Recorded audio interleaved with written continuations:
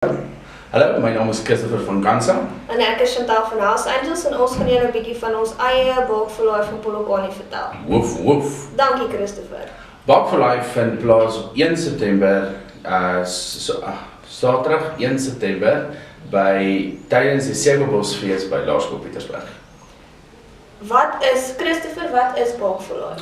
Balkverlaai is die actual relay net vir jou hondekinders. Nou ons cover die basic goeders van jou gewone relay, soos byvoorbeeld ons steeds ons walk sê, celebrate vir die honde, remember vir die honde en dan bark back vir die honde. Dit is nou basically jou fight back, so dis wat dit is. Goed. Vertel vir ons, is daar verskillende kategorieë? Ja, daar is 2 hande vol kategorieë. Ons is baie excited oor dit. Net om vir julle 'n paar te noem, soos waggiest style, longest ears, best dress ensovoorts. Ek gaan nie die res noem, want dit is regtig baie exciting news. Great, dan is daar kan enige iemand inskryf of is daar gelimit? Nee, enige iemand kan inskryf, is meer as welkom.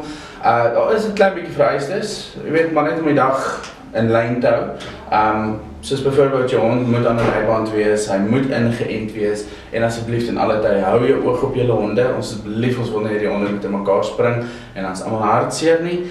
En dan het ons exciting wat ook gaan gebeur. Canine Academy gaan ons nooi vir die dag en hulle gaan vir ons 'n show doen en dan gaan hulle 2 klasse doen.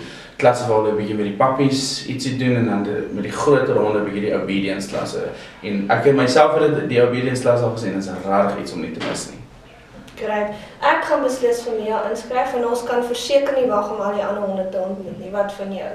Definitief. Ek sien regtig baie uit na die dag en inskrywing is R50 per kategorie. Bring asseblief jou hondekind saam en kom geniet die dag saam met ons.